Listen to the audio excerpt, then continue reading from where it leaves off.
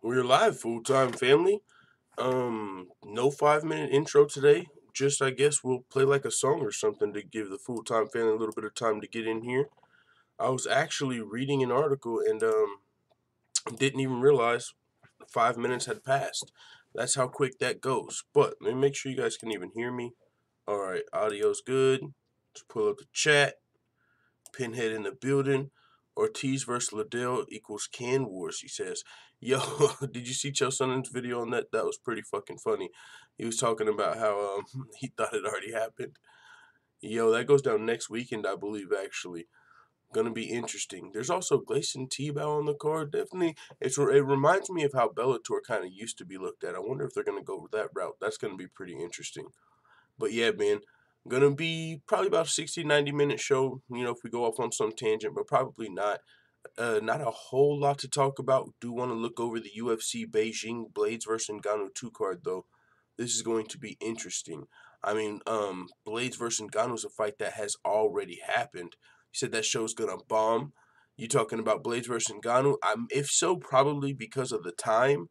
But definitely some good fights on here. Alistair Overeem versus Sergey Pavlovich.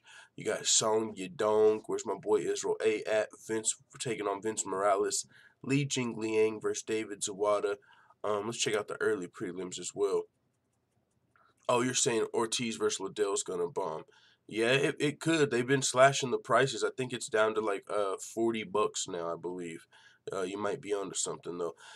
Hanlet Pedraza says WSP very, and also I think it was Ortiz or maybe it was Liddell. He said that if we can't sell 200,000 buys, like it's a bust. So it's gonna be interesting. That's a pretty solid number. I don't know if they're gonna sell that much, man. There's been some UFC pay-per-views that are not selling 200,000. 40 still too much for it, says Pinhead.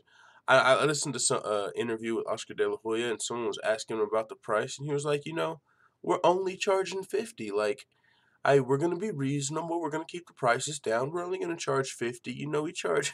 Like, dude, I see what you did there. That's pretty funny. Wu Yunan says versus Lauren Mueller. Song Kinan versus Alex Morono. Hu Yazong versus Rashad Coulter. Wei Li Zhang versus Jessica Aguilar. Jan Sionin versus Siri Kondo. Kevin Holland. Oh, I'm looking forward to his fight. His UFC debut was super fun, man. He came off the Contender Series. I think he had to fight Thiago Santos. Yeah, and he actually didn't get knocked out. Pretty interesting fight, but he got a lot of fans that night. I remember Dana White after the fight was like, yo, everybody around here was asking me about this kid, so I want to see how he does in his next fight. Kevin Holland versus John Phillips. Sue Matajiri versus Louis Smoka coming back to make his UFC return. Heck yeah, man.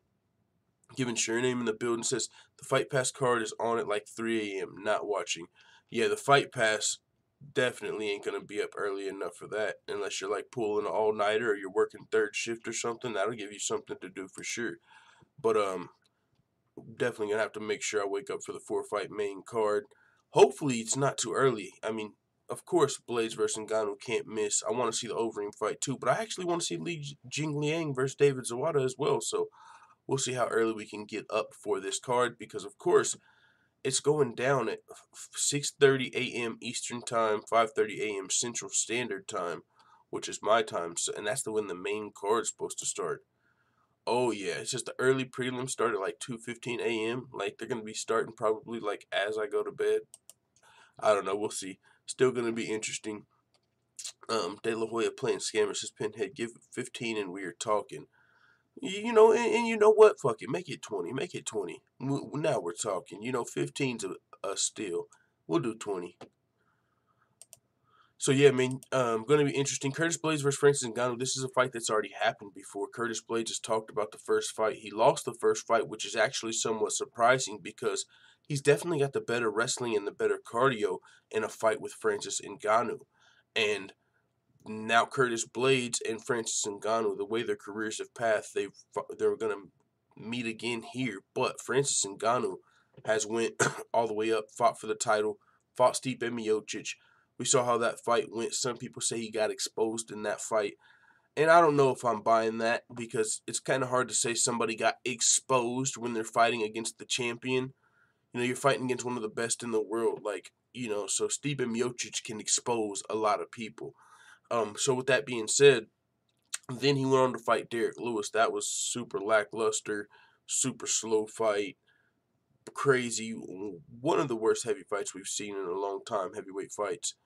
And now we're here, Ngannou versus Blaydes, and the first fight Francis Ngannou won, even though Curtis Blaydes was able to get a couple takedowns. Ngannou was strong enough to lift him up, and Blaydes said he didn't really have the MMA grappling skills to hold him down to land some ground and pound. So when he would go to land the ground and pound, he would get up. Now, if he just wanted to wrestle him and hold him down, he would have been able to do that because he's a great wrestler. But he was trying to do damage as well on the ground. You know what I'm saying? Make an impression. It was his first or second fight in UFC. So when he would go to throw the ground and pound, since he didn't have the skill that he has now, he wasn't able to keep Ngannou down, and Ngannou got back up. And the reason the fight was stopped was because of a doctor's stoppage. He didn't get knocked out with an uppercut from Wakanda, nothing like that.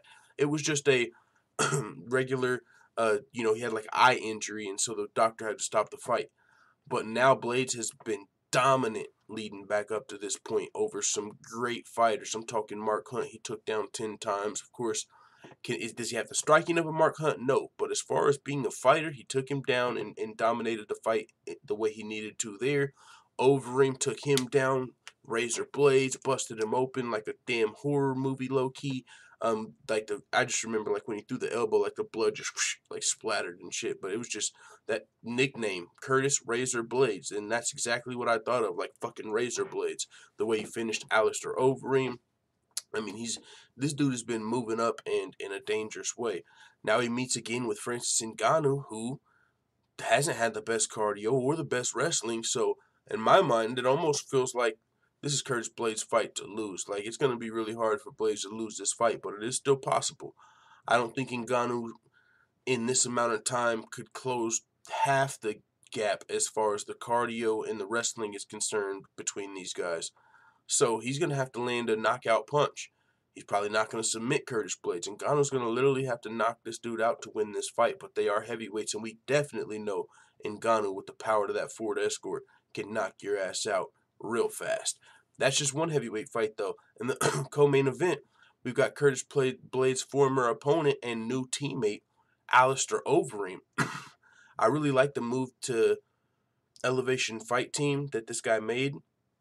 He's even training with some of his peers like Curtis Blaydes. And I think that's a super dope pairing because Blaydes has phenomenal wrestling. Overeem, super experienced, decorated, phenomenal striking. Those guys training off of each other. Only if Alistair Overeem would have had like a Curtis Blaydes to train with 10 years ago, like for MMA. Just be insane. So you got Curtis Blaydes learning striking from the best, even though they were former opponents. They were able to get past that and still, you know, train with each other. And so I think both of these guys are going to look phenomenal, honestly. Overeem and Blaydes. I think Overeem, I don't know how much he's, you know, honestly got, how many fights he's going to fight left, because of course he's toward the end of his career. Maybe 1-2 more years, who knows, 3, but maybe not. And honestly, I don't know much about Sergey Pavlovich. I honestly don't. So, I mean, we can look that up right now. Let's check him out. Sergey Pavlovich. Pull him up on Sherdog. See who he's been fighting. 12-0. They don't got his age on here. Eagles MMA. Oh, shit. Alistair Overeem. You better be careful, homie. 9 knockouts, 3 decisions, no submissions. So he's not going to be a guy that probably comes in here, I would assume, and he's not going to try and just, like, out-grapple Overeem. But at the same time, coming out of Eagles MMA, this dude might be finishing guys on the ground with TKO. He might be taking motherfuckers down and, you know what I'm saying, fucking them up Curtis Blaydes style. Haven't really seen enough of his fights to know off of this, but he's got 9 KO TKOs, and he's training out of Eagles MMA, Russian heavyweight. He fought Kirill Sedelinkov before this fight over in Fight Nights Global, who at the time was riding 1, 2, 3, 4, 5 fight winning streak. Okay. Not a world beater, but still, I mean, 12-0, he's beat everybody. one of the only guys to beat Mikhail Munkatonen and Overeem. So we'll see where Overeem is at as well. So Overeem clearly way more experienced, but we don't. I don't know this guy's age either. Let's see if they got it on like Tapology. Sergey Pavlovich Tapology. Let's see.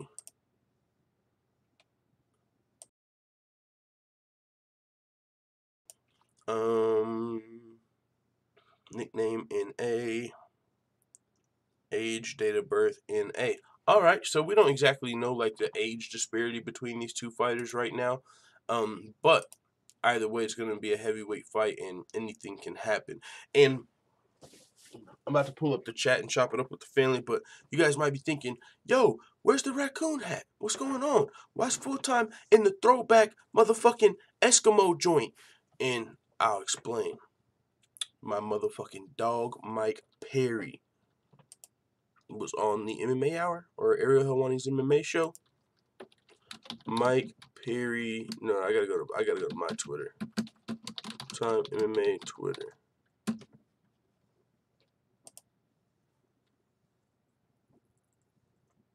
Alright, I retweeted it.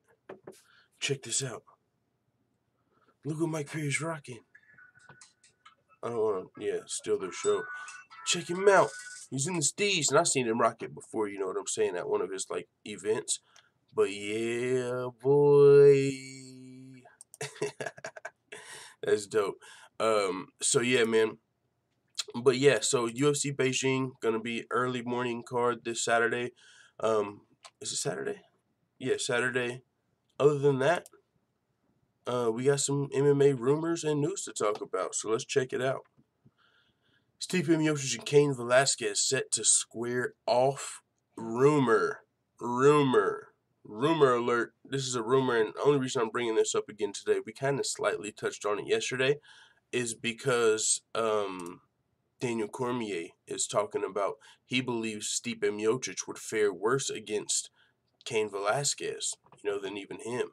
And that's why I'm bringing this up, because it has been rumored that this fight may be in the works.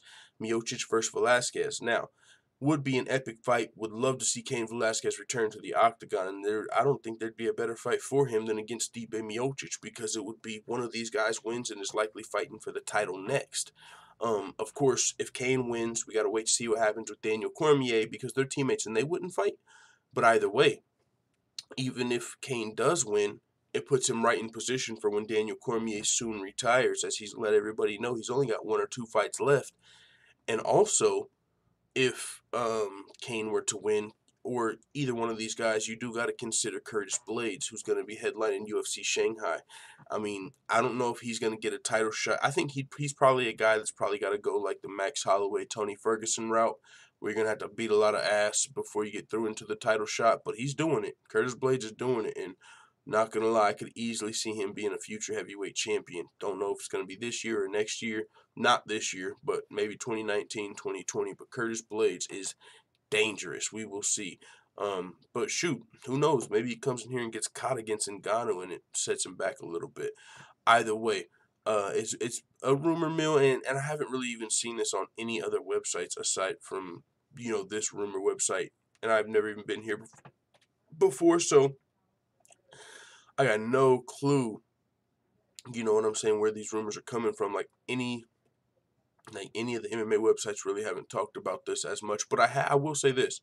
On top of Daniel Cormier talking about Stipe's potential fight against Cain Velasquez, Josh Thompson, another one of their teammates, has been talking about Cain Velasquez recently as well. So, I mean, there could be something to Cain Velasquez gearing up for an MMA return. On his Instagram recently, it's kind of seemed like he was flirting with dancing, going to the WWE, and he still may, for all we know. I mean, unless you're like a hardcore WWE fan, you could probably let us know. But yeah, man, it's still interesting to see what's going to happen with Cain Velasquez. If he comes back to MMA, the heavyweight division, that'd be fucking epic. The timing right now, maybe just a little too soon until, because let's say Daniel Cormier wins this fight, right, against Brock Lesnar, which most likely he does. Well, then, if, Cain comes back right now and wins, He's probably going to have to wait out for a while again, unless he fights like Curtis Blaydes, which would be epic as well. But a lot of stuff could happen.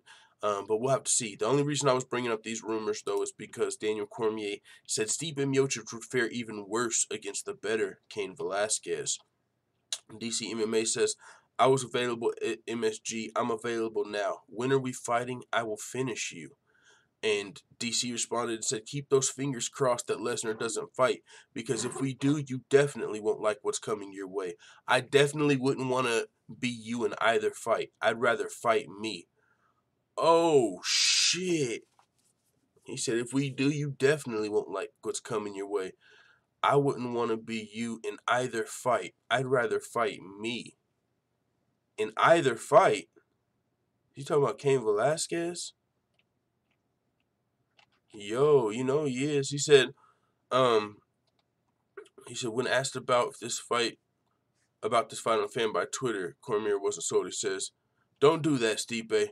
Look what I did to him, and Cain is better. So DC is, throwing that idea out there that Cain Velasquez, Stipe Miocic, if you want to rematch with me, you might have to go through my boy, Cain Velasquez, former heavyweight champion. And what I did to you, he's gonna do worse. That's kind of why I think a lot of us wanted to see like John Jones versus Cain Velasquez in the past, because these guys being teammates, both of them greatest fighters in the world. I mean, I think it just makes it even better. Like when you're thinking about Cain or Daniel Cormier versus Brock Lesnar, people are like, oh shit, we saw what Cain did to Brock. Whew. Is DC gonna do that? Is he gonna do him like that? Like, so I don't know. AKA just one of the best gyms in the world, of course, and DC one of the best to do it. And before we talked about this, actually, I had something queued up. But whenever we talk about like DC or especially Gegard.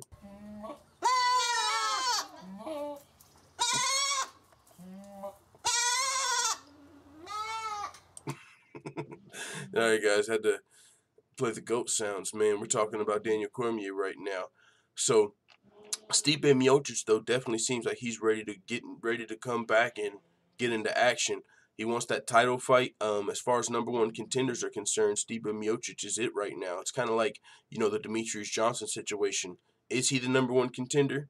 Hell yeah, he's the number one contender right now. He should be getting a title fight. But sometimes that's not the way it always goes. In Demetrius Johnson's case, it's because of injury. And in Stipe Miocic's case, it's because Brock Lesnar. And then potentially John Jones, which would be even, if you're Stipe Miocic, that would be even a weirder situation. So it's like, wait, I got to wait for Lesnar and John Jones to get my title back? I got to wait for him to fight Lesnar and then John Jones? Okay. Like, so if you're Stipe, you're left with not fighting for the title. But this happens all the time to people that are not Stipe Miocic. You got to fight Curtis Blaydes, a dangerous, risky fight, because the title's a little log jammed. So we will see. Either way, a potential Stipe Miocic fight seems like it could be looming for, probably early 2019. I would assume he's getting ready to fight. I mean, it could be Daniel Cormier, Cain Velasquez. Curtis Blaydes called him out in the past, but it was right around the time he took some time off. So either way, I know Curtis Blaydes is looking to get close to that title shot too. We'll see what happens with Cain Velasquez, the former heavyweight champion, and when he's going to be coming back. Tony Ferguson proclaims he could be Conor McGregor in the cage or the boxing ring. Man, we got a lot of UFC fighters looking to go over to boxing, and I ain't mad. I believe, right, Dana White, they're going to start doing boxing, Zuffa boxing. Is that still a thing? I'm pretty sure it is. Oscar De La Hoya is definitely doing Golden Boy MMA.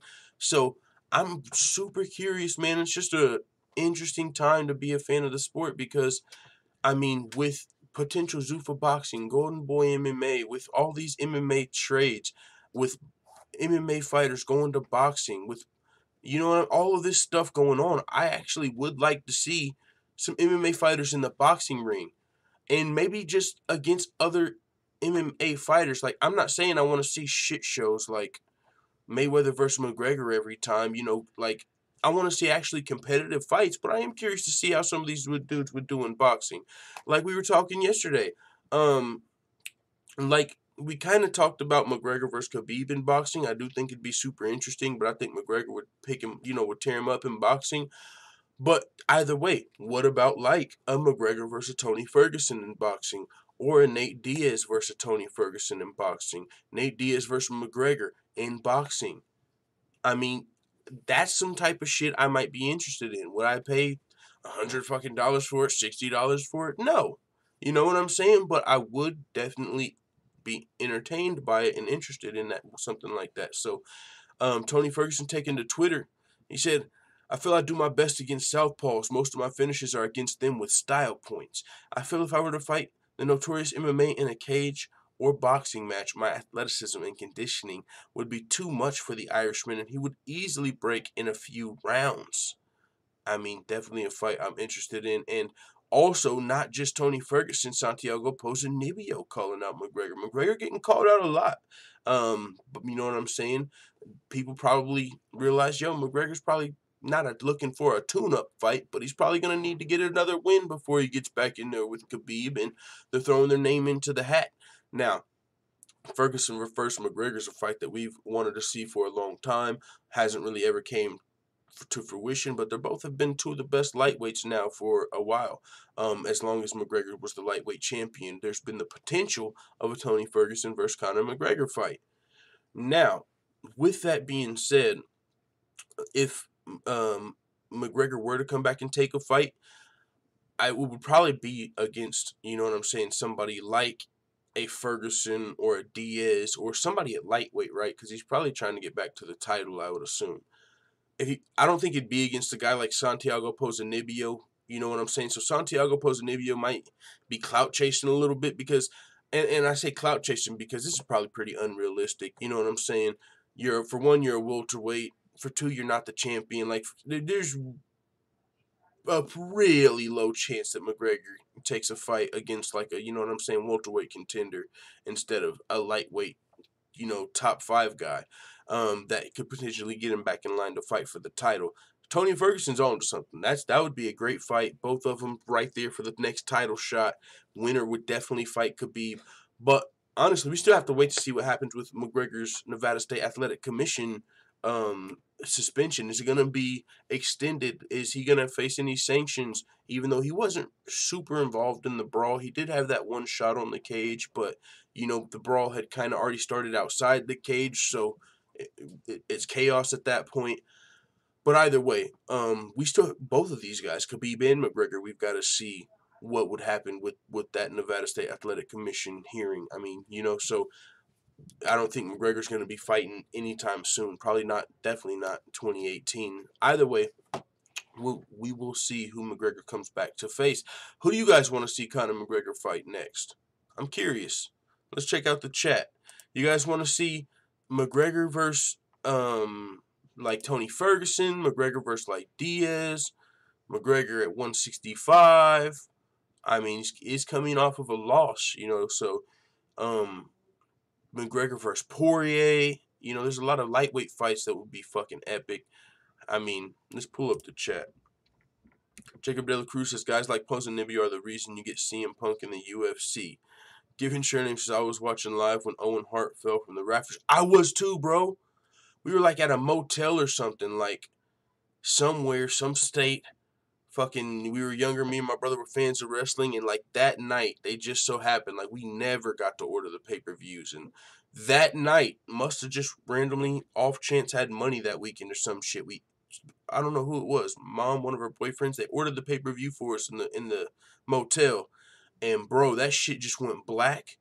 I was like, yo, what the fuck just happened? The lights just went blank. They just cut the lights. Like, that shit was crazy, dog. And then you found out, like, yeah, that shit was epic. Cam Murphy says, what the fuck is all these calling McGregor out for? We know it ain't happening. Yeah, that's a little bit of clout chasing. Ferguson, now, I like what he's saying because he's also saying boxing or MMA, and he's a top contender. Ponzinibbio, I don't really understand why he's talking about McGregor, but a little bit of clout chasing maybe, or just high hopes. High hopes, like, fuck it. Throw your name in the hat. Probably not going to get picked, but let's throw it in there. He said Tyron Woodley, when he got the title shot, he had 6 fights for the company. He won 4 and lost 2. He lost to Rory McDonald, then got 2 fights, 2 easy fights, Josh Koscheck and that other guy, and then gave him a title shot. Come on, this is ridiculous. My fights are exciting. He's not an exciting fighter. I opened a new market in my country with the pressure and expectations. I won for my people, and that is something Tyron is not ready for, and it's something he will never do. Oh, shit. He's saying, what is he saying, like, for his people, like in America? Is he saying Tyron will never do that in America, or like Africa? I would assume America. Either way, I know I'm ready. I know I'm finished. I know I'll finish Tyron. I know I'll knock him out, but I need the opportunity. And if he doesn't get the opportunity to knock out the welterweight champion, he said, "You give me Conor. I'm a better striker than him. He's really good at trash talking. He's a really good businessman, but I'm a better fighter. This is different. I'm a better striker. I have better timing. I have better power. I'll finish him. For sure, I'll finish McGregor. I'll finish GSP. GSP is old. He's a good guy. I like him. I'm a big fan, but I'm better and I'll finish him. I'm ready for both. I'm an exciting fighter. If you give me the fight with GSP, I'll knock him out for sure. I'll knock anybody at 170 pounds if you give me the opportunity." Santiago Ponzinibbio coming out popping shit. Damn, I wasn't ready for that GSP call out in the bottom. Santiago Ponzinibbio coming out here and talking that shit. He's ready, yo. You gonna have to live up to these words, man. Just because you say you're ready to knock out McGregor and GSP and every welterweight alive, don't mean you're gonna do it. You know what I'm saying? But it does sound good. So we will see though. Santiago Ponzinibbio did just knock out Neil Magny, I believe, in the 4th round at UFC Argentina. So a big win, but I mean, you don't come off of a win over Neil Magny and you know what I'm saying, get to start saying you'll knock out GSP and Woodley and McGregor. Little soon, boss. Jacob De La Cruz says, "Can someone tell me who starts Ponzinibbio? I forget." Let's pull up his record. Who did he lose to most recently? Santiago. I spelled that wrong. Santiago Ponzinibbio. Tapology. The Gentle Boa. The fight with Kamaru Usman was canceled. Yo, that would have been one right there. That would have been a tough one. Let's see if you knock out Kamaru. Hey, wait. Whoa. Good call. Wait, bro, you just got injured out of your fight with Usman. How about you put him in the call-outs, right? Like, I'll knock out fucking Woodley, and if I can't, I'll knock out McGregor or GSP. Fuck that. If you can't knock out Woodley, how about you knock out the next guy that's closest to a title shot? Usman. Boom. If I can't get Woodley, give me Usman. I'll fuck him up, and then I'll get to Woodley. That's some shit that would have sounded real nice. GSP and McGregor is kind of clout chasing. You ain't getting those fights. I mean, when you're talking about stock market with GSP, like Santiago's ain't where it's just not. It's not the stock, you know. His stocks. It's not up there. His stock is probably under for sure, under Diaz, under Woodley's, all of that. So not happening. But he lost to Lorenz Larkin. This was back in 2015. Since then, he hasn't lost. 1, 2, 3, 4, 5, 6, 7 fight winning streak. But I mean, just nobody he's beat gives you the credence to say you can knock out GSP, McGregor, or Woodley. None of them. The closest is maybe Gunnar Nelson, and he's no Woodley, McGregor, or GSP.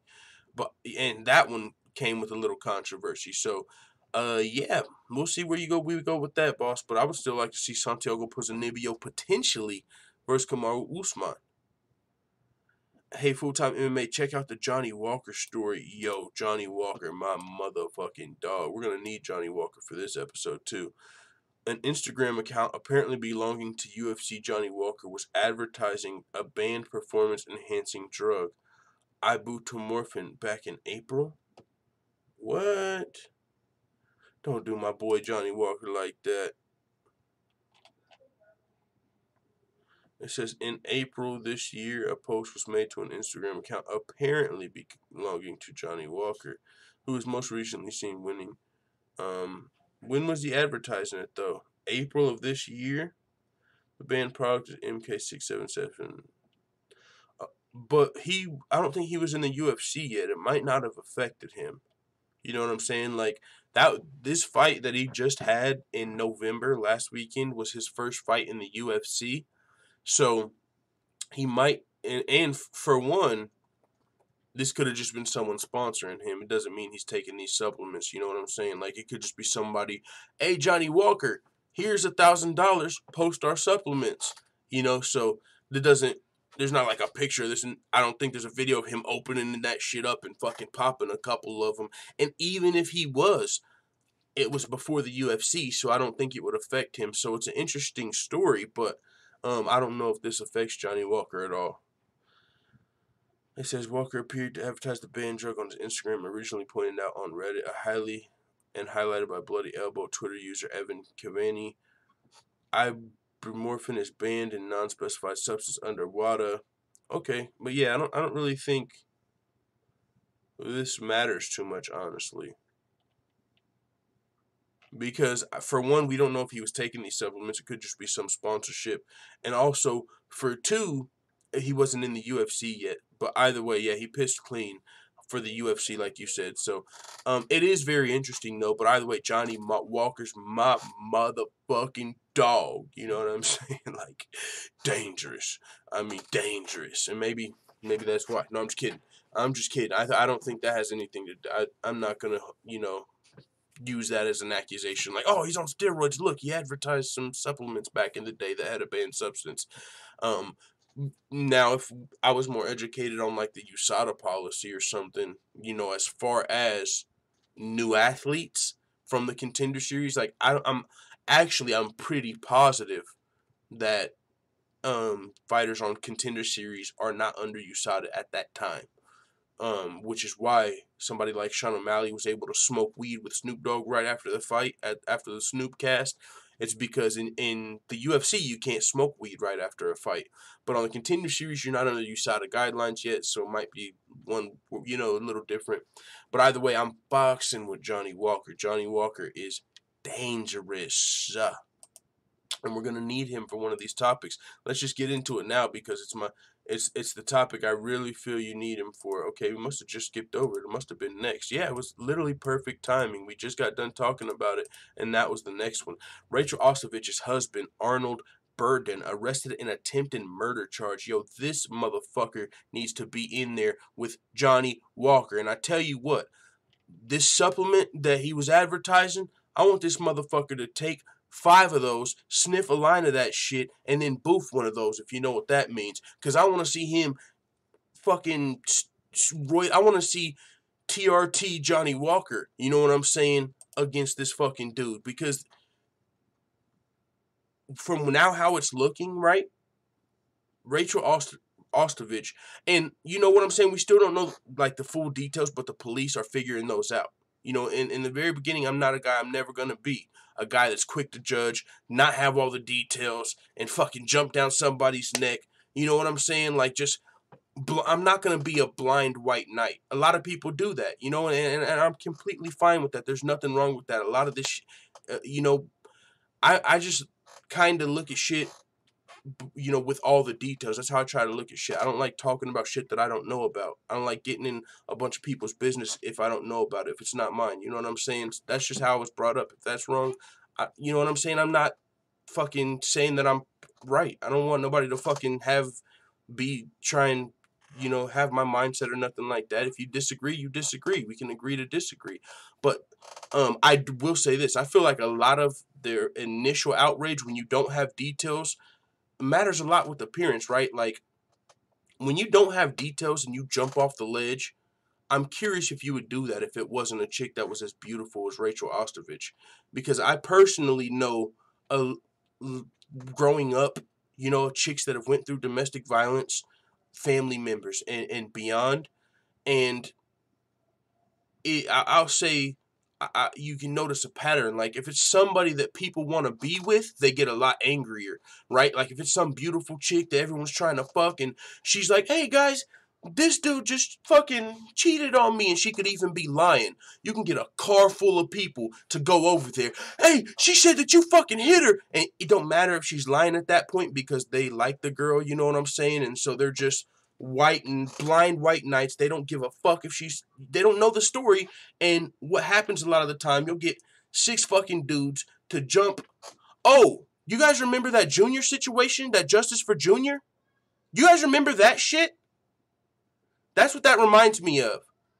This dude didn't even do something, but this chick told these fucking guys, hey, this guy did something to me. Hey, that looks like him. That looks like him. And they fucking killed this innocent boy behind this shit, and they didn't even know who they were going after. So when you don't have the details, it's really, in my opinion, immature to convict somebody of something. That's just me. I don't like convicting anybody of anything without details. Once you have the details, get Johnny Walker on these motherfuckers. You know what I'm saying? Once you have the details, get Johnny Walker on these motherfuckers. Derek Lewis, bully beatdown. We talked about it.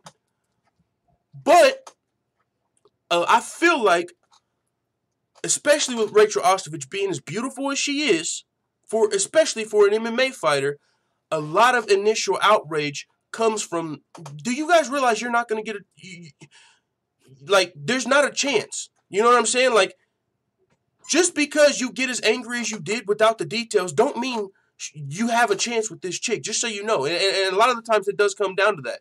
Now that we're getting the details, and for me, it's the same situation. When Andrea KGB Lee was in her situation, a lot of people didn't give a fuck because they're like, oh, well, she's with the Nazi. Let him beat her ass. No. I'm looking at it without the details. I'm like, hold on. Before we just say it's okay this chick gets her ass beat because she's with a Nazi, we don't know the details there. How do you know she didn't ask him to get the tattoos covered up? How do you know that she didn't ask him, hey, it's going to ruin my fucking career if you don't get these covered up? And he's like, I don't give a shit. You don't know what it takes for her to separate from this situation. You don't know if they're married. You don't know about their fucking prenup situation. You don't know about their finances. You don't know about their kid, who takes care of them. You don't know half the shit that goes on, and you want to get on here on a fucking soapbox and talk about what needs to fucking happen in these people's lives. Get the fuck out their business until you have the details. That's where I'm at on these situations. Now, this dude is going to be arrested or on attempted murder, and if I didn't even know it was him. Initial reports said it didn't even have a name. It didn't even say it was her significant other. That's how little details we had. We didn't even know it was her fucking boyfriend or husband. Now we do. Now he's being arrested. Now we're getting more details. Now you jump off your fucking cliff. You know what I'm saying? I'm not into being a blind white knight. Once we got the details, we can handle the shit accordingly. Now, this motherfucker, Arnold Berdon, is being arrested on attempted murder charge. And this situation is so fucked up because it could have ruined her career. Kind of like the Andrea KGB homie could have fucking ruined her career. The Nazi dude could have ruined her career. Now they're separated. Thank the Lord. This, bro, he broke her fucking orbital bone. Do you fucking realize what a piece of shit you gotta be? Like, you're just not considering anything. Now, she's a professional fighter. She's not gonna be able to fight. Well, maybe we've seen fighters with broken orbital. It's gonna be a lot harder to fight. It's gonna take a lot of time. It's at least gonna take a lot of time away from her career. It's gonna cost a lot. Fucking, I'm sure being attractive helps her make money as well with sponsorships. Anybody, you know what I'm saying? If you're attractive, you get more sponsorships, right?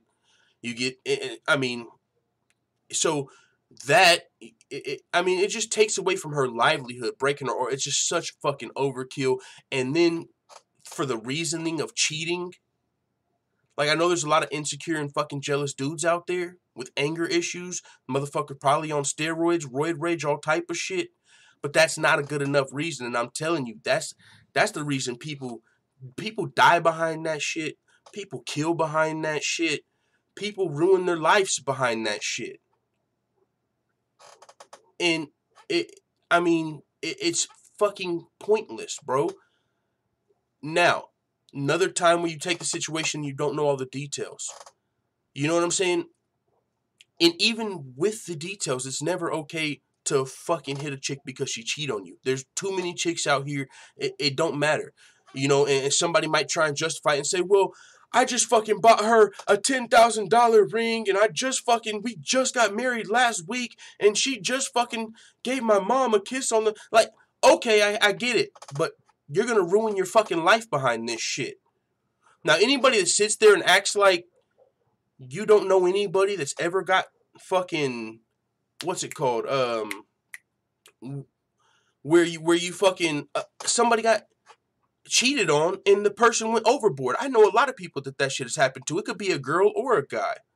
It's worse if it's a girl. Like, if it's a girl that a lot of the times, motherfucking the fury of a scorned woman, bro. Hell hath no fury like a scorned woman. However the saying goes. Motherfuckers get crazy. But it happens with some dudes too. You know, fucking, oh, this bitch cheated on, like, motherfuckers go to war over that shit. Like, die behind that shit. And it's never worth it. It's not worth going to prison. It's not worth losing your life. So it don't matter. Even if you get cheated on, as much as it might have hurt you, as emotional as you might be, and a lot of the time people don't give a fuck. I mean, you can talk about anger issues, you know. You don't know. We don't know these people. We don't know this guy. Nothing about him. I mean, and there's no excuse, but I'm just saying, when that shit gets, that's how it happens a lot of times. Somebody might be roid rage, they might have anger issues, but without the details, it's hard to fucking paint the picture. So, I'm not going to try and paint the picture, but I'll say he fucking broke her orbital bone, and I think it's because of cheating, because there was some website, I believe, that pointed out a picture, and someone was like, you guys don't know if she was cheating on him, and he, like, liked that comment, like, that makes it okay. Like, oh yeah, she might have cheated on me, so I fucking broke her face. Like, it's beyond stupidity. And so, yeah, he's going to get dealt with here, I'm sure. And he's going to get dealt with by the law, and once he gets out, he's going to have to motherfucking tuck his tail. He's going to have to be careful out here. Do you think there's not eons of MMA fighters that simp out over Rachael Ostovich? Like, when it's a chick beautiful like this, you're going to have to worry about the simps and the white knights out here, for sure. Like, if it was just some ugly chick, people probably, I'm being honest, people probably wouldn't care as much. Because I know some chicks that aren't as attractive, and when they get fucking cheated on and mad, no one really cares. But when it's a chick that people want to get with, you know what I'm saying? When it's the baddest bitch, and that's when people start to white knight, oh, he should never cheat on you. I would have never cheated on you, trust me. You should be with someone like me. I'm confident and I don't cheat on you. Nigga, she don't fucking want you anyway. Get the fuck out of here with that shit. So, yeah, that's where I am on this situation. Dude's a piece of shit. Get him in there with TRT Johnny Walker, if there's a such thing, and be fucking done with him. Get him in jail, and if it's over cheating. That's never an excuse to fucking hit a woman, throw away your life. None of that shit. Get the fuck out of here. So, yeah, shitty situation. And so it's funny that you brought Johnny Walker up, like, right before that. So, with that being said, let's move off of that topic. Jake Shields given a reason for the long absence of Scrap Pack partner Nick Diaz. He said, I still go back to California and train with Nick and Nate Diaz. I have trained with a lot of them. Currently, I am in New York, so I'm not training with them as much. I have trained with these guys nonstop for years now, and I think they both want to fight still, just not as often. Nate's just waiting for the Conor fight or big fights. Same with Nick Diaz. He was waiting for big fights. They both had great careers already, so they're just looking for big money fights now. And so, you know, and you can't be mad at that. And that's what I say a lot of the times. You know, we get on the Diaz brothers' cases because they haven't been fighting recent. And, you know, it's like, man, what's going on with these guys? But if you think about it, like, how many people have really watched all of their fights? That's the case with a lot of, like, you know, you can't wait for what's next. But, you know, they have a lot of fights, a lot of Diaz brother history you might not be aware about. So, really, I feel like before you fucking get back in that cage and fight, make sure you've seen all their fights, you know what I'm saying? Because there's some content there for you to see if you want to see Diaz brothers fights that you might have missed out on. So, and where they're at in their career, if you know a little bit about the story, definitely they're looking for the money now because they deserve it. They feel like they've deserved it through their entire career, and they're at a point where they can finally get it. So they're waiting for these big-ass opportunities. They're not just trying to go get fucking beat up, not beat up, but, you know, go through wars, their style of fighting. They give damage, they take damage, you know what I'm saying? They're not trying to just keep doing that shit just for the fun of it. We need some motherfucking cash. So, hell yeah. Looking forward to the Diaz brothers' return whenever that may be. Jake Shields, I believe, now fighting over there in the PFL. Ray Borg announcing a move up to the bantamweight division, and dude, I do not know.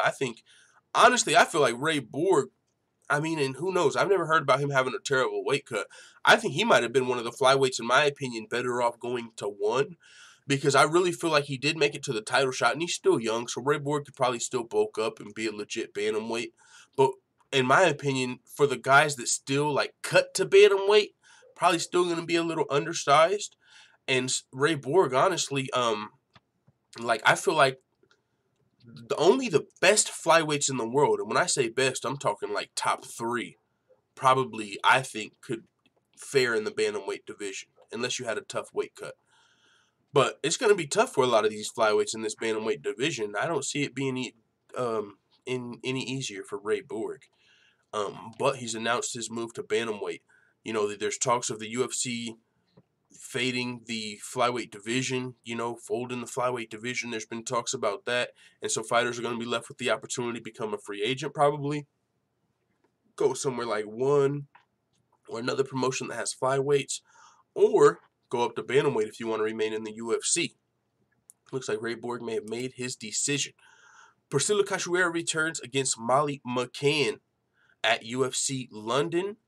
Molly McCann, she came in here and she lost her UFC debut at UFC Liverpool to Jillian Robertson. Jillian Robertson took her down. Once she realized Molly McCann wasn't as savvy with their grappling, Molly McCann actually was, I believe, the Cage Warriors champion.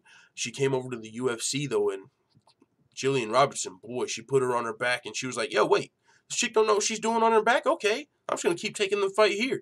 So after she wasn't able to get the finish in the first round, but once the second round started, she knew exactly what she had to do. Jillian Robertson was just diving in for the singles and doubles. She just wanted the takedown. That's all she cared about, getting the takedown. I know that's not where you want to be, and she won the fight that way. She actually submitted her, I believe, in the second round. Well, now Molly McCann returns against Priscilla Cachoeira. Priscilla Cachoeira, you may remember her infamously from her fight with Valentina Shevchenko that was stopped too late. A lot of people felt like literally the reason we haven't seen Mario Yamasaki back in the UFC stems from this fight. Dana White, after this fight, said Mario Yamasaki's not going to ref again, or you'll never see him here again, because we have seen him in other promotions. But UFC, after that fight, they're like, no, Mario Yamasaki, that was just too late. It was too late, and I think Mario Yamasaki said something along the lines of he was like trying to let her be a warrior. I got to let him be a warrior. And honestly, man, being a fucking ref can't be any easier than being a judge. Like, it's got to, both of those jobs are just fucking tough. Of course, except for if it's a finish. But either way, if you're a referee, like literally, and I'm talking about Mario Yamasaki specifically here, 3 months ago, everyone said his stoppage was too early. When it came to Kevin Lee and Michael Chiesa, everybody, too early.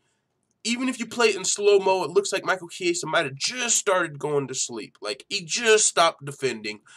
Too early. Here, 3 months later, too late.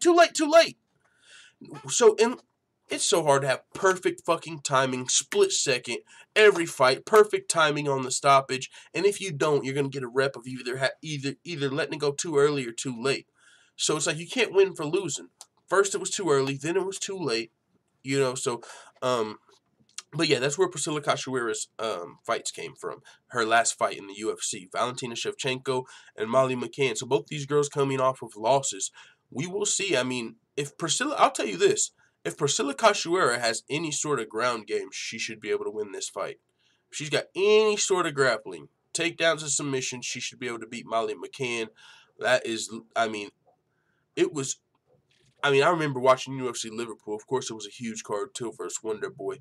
But she was the only other fighter, I believe, from Liverpool. So I really thought she was going to win that fight. Just being UFC Liverpool, you know what I'm saying? Coming over from Cage Warriors as the champion. Jillian Robertson hadn't had a lot of pro experience. But boy, Jillian Robertson, if you want to talk about exposed, that ground game might have got exposed in that fight of Molly McCann. So that's what it's going to take to beat Molly McCann, is a good ground game. And I don't know if Priscilla Cachoeira has that. We did see her guillotined and pounded out by Valentina Shevchenko, but that's Valentina Shevchenko, and that can really happen to anybody. when you're fighting against Valentina Shevchenko. So we'll see. UFC London. Is that the UFC? No, that's the UFC. Okay. So UFC London, probably going to be a fight night coming up in, March 16th. Okay. In 2019. Interesting WMMA fight. I think this might be the last. Okay, we got one or two more things, and then, yeah, we're pretty much out of here for the day. But faster, stronger, Brandon Vera gunning for the early finish at one Conquest of Champions. Brandon Vera returning to defend his welterweight strap at one this Friday. There's going to be a lightweight title fight, I believe, as well. So if you're looking to get into one championship, man, you can start this Friday. 2 title fights. Brandon Vera's returning.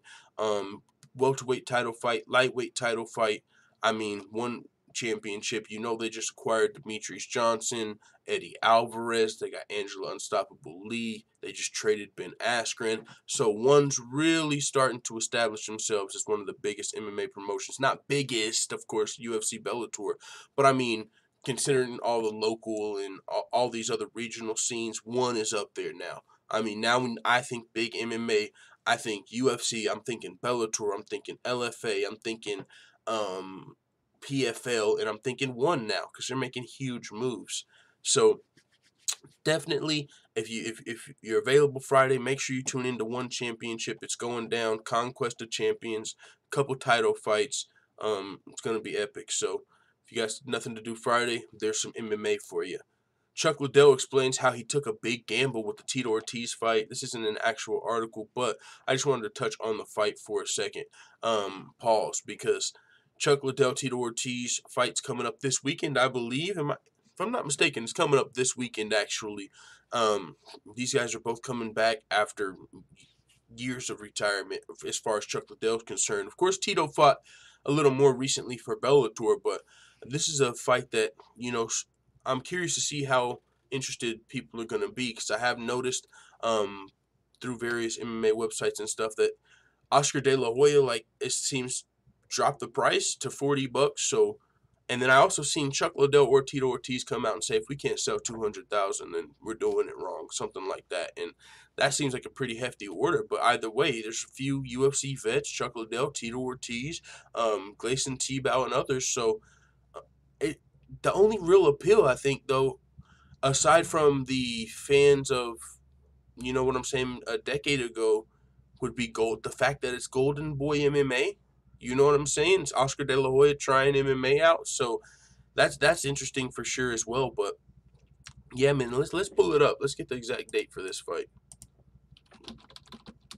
Ortiz 3. Let's see. Where's the date for this fight?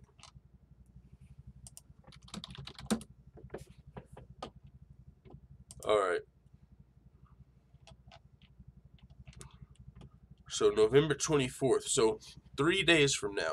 Is that also this Friday? No, it's this Saturday. Okay. So it's going down Saturday. Chuck Liddell versus Tito Ortiz 3. UFC Shanghai's in the morning, actually, so they don't have to compete with the UFC on that one. Lucky for them. They actually, you know what I'm saying? They might get a little bit of attraction. I don't think they have too many people to compete with. We just discussed one's on Friday. UFC's in the morning. I don't think there's a Bellator card this weekend either. So, yeah, man, interesting stuff. So, with that being said, that's pretty much all we got to talk about today, guys. Let's pull up the chat before we get out of here. Get some shout-outs, pinhead, and make sure you guys, if you haven't, you hit that thumbs-up button before you get out of here.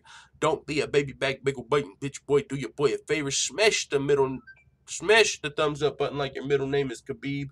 And my Xbox was weird as fuck because it just turns on by itself out of nowhere. Y'all hear that? It's like ain't even nobody up here but me, and my shit's just turning on. I got nothing. You know what I'm saying? Crazy shit. Cool the Fool says, my fellow Missouri brother from Deron Wynn fighting in that co-main. Oh shit. What co-main? You talking about the Golden Boy MMA? That'd be super dope. Salute to Cool the Fool. Jacob De La Cruz says it all starts on the feet. That being said, I don't know anything about that girl unless she got a C cup and up. Yo, chill. Jacob De La Cruz, that's that simping I'm talking about. You know what I'm saying?